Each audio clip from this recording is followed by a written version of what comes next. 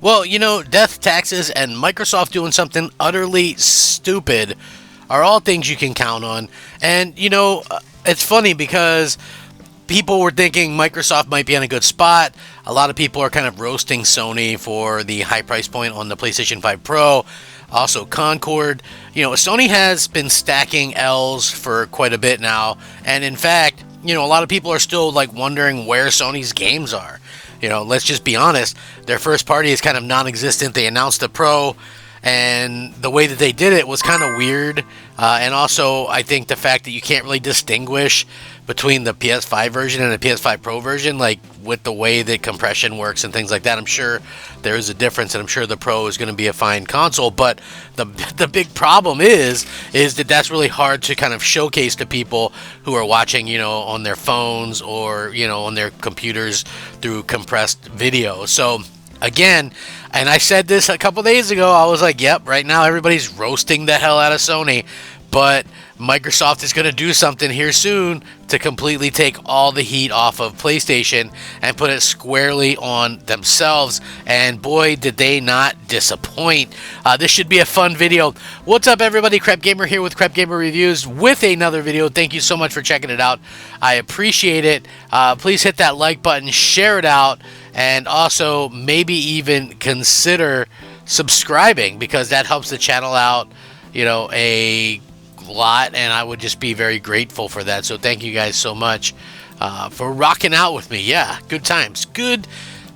Now, Phil Spencer inexplicably still has a job, over 10 years, making millions of dollars, hasn't really achieved anything, but hey, don't let that stop you from, holding a job. But anyway, now it looks like they are cutting another 650 people from Xbox Gaming. According to Phil Spencer, no games, devices, or experience will be canceled as a result of the cuts. As first reported by GameFile, Microsoft head of gaming Phil Spencer shared the news with employees in a company-wide email. As part of aligning our post-acquisition team structure and managing our business, we have made the decision to eliminate approximately 650 roles across Microsoft Gaming, mostly corporate and supporting functions, to organize our business for long-term success. Throughout our team's history, we've had great moments and we've had challenging ones. Today is one of the challenging days. I know that going through more changes like this is hard, but even in the most trying times, this team has been able to come together and show one another care and kindness as we work to continue delivering to our players.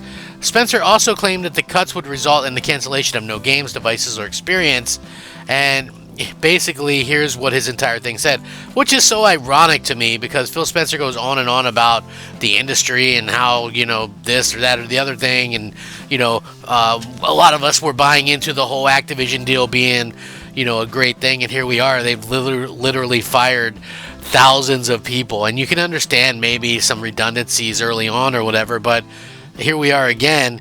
And they have put 3 Activision games in Game Pass since they've bought Activision, and yet they're like firing thousands of people. So here's his entire thing. For the past year, our goal has been to minimize disruption while welcoming new teams and enabling them to do their best work. As part of aligning our post-acquisition team structure and managing our business, we made the decision to eliminate approximately 650 roles across Microsoft Gaming, mostly corporate and supporting functions, to organize our business for long-term success. I know that it's difficult news to hear. We are deeply grateful for the contributions of our colleagues who are learning they are impacted. In the U.S., we're supporting them with exit packages that include severance, extended healthcare, and outplacement services to help with their transition. Outside the U.S., packages will still offer according to location. With these changes, our corporate and supporting teams and resources are aligned for sustainable future growth and can better support our studio teams and business units with programs and resources that can still scale to meet their needs. Separately, as part of running the business, there are some impacts to other teams as they adapt to shifting priorities and manage the lifecycle and performance of games. No games, devices, or experience are being canceled, and no studios are being closed as part of the adjustments today.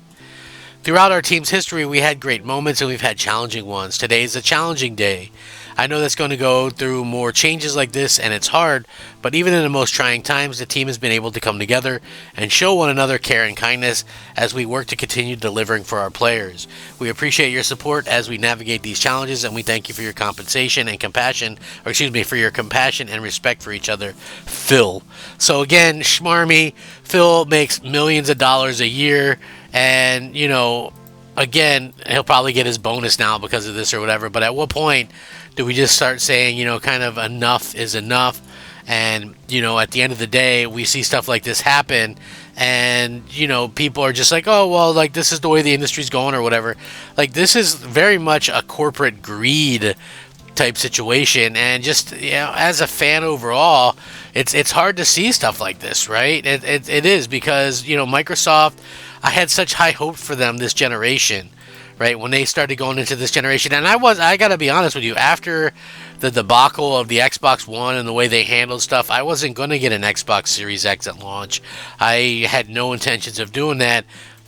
Then they were like, okay, well, we bought Bethesda, and, you know, we are buying them to deliver more exclusive. So I thought, okay, well, partway through the generation, we're going to be seeing all these exclusive games, and, you know, it's going to be great. And then it turns out that never happened. We've never had those big moments, and they're more kind of shrouded in secrecy now, more than they ever have been, you know. And it's like, I don't expect them to tell us everything, but it's like, your future of gaming is, you know, like, I don't understand how they could be so torn from what they used to be, you know. Like, I understand they think like all these other avenues to gaming is going to be like the wave of the future or whatever, but for me, I'm looking at this and I'm going, to be quite honest about it, if it's the wave of the future, why hasn't it picked up yet? You know what I mean? Like, why hasn't that stuff like picked up to where, you know, everybody's kind of using it? It's like, you know, even people that claim they're like digital only gamers,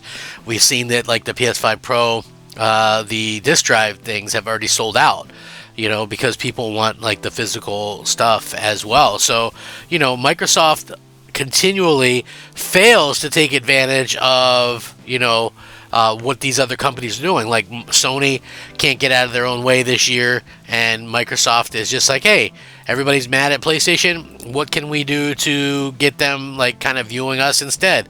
And then you see stuff like this come up, and it's like, I understand it. You know what I mean? I think that it's one of those things where, you know, Microsoft doesn't exactly know which way is up, which way is down, or left or right. It's just like, to them, they live in their own kind of crazy world. And, you know, that is really like an unfortunate situation, because, you know, Xbox, the console itself has been good. You know, like, they've put out some decent hardware, and, you know, and I feel like the thing that they're missing is that killer app software. You know, like, that's the main thing that it seems like they're really, really missing right now. And I hope that they can kind of get that under control. But you have to be able to offer your fans things, you know, and the fact that, you know, that they aren't doing that is really a bummer, to be honest with you. I hope that they can get things kind of worked out or whatever, to where, you know, everybody can get back on board with Xbox. But, you know, the things that we've seen lately, just it doesn't make it so. It doesn't seem so to me. You know, it just seems like they're getting further and further away from what I like as a fan of, you know, Xbox. And, you know, the thing that I like about Xbox is the actual Xbox. So the fact that Xbox is kind of struggling so bad just makes you kind of question. I mean, I've mentioned this a couple times, and I'll say it here. I don't know if I've said it on this channel, but Phil Spencer, and like if you're a coach, right? Imagine hiring a coach who says, well, we can't beat these other guys, because Phil Spencer literally said, we can't beat these guys. We can't out-console. We can't do this. We can't do that. Like, in what leadership role could you keep your job if you continually... And why would you want to work for someone who doesn't say, you know, hey, we can definitely win, or we can do this, or we can do that? Like, honestly, it's crazy to me that people still back them up. You know what I mean? It's honestly just absolutely insanity. And, you know, again, we'll see what happens. But yeah, this stuff is just absolutely crazy to me. And when you see Phil Spencer kind of just say nonsense like this, and that he's making millions a year, you just realize how kind of full of shit he is. I don't know. Anyway, I'll link this in the description. You guys can check it out and let me know what you think. I appreciate it. Rack 'em up. Crap Gamer out.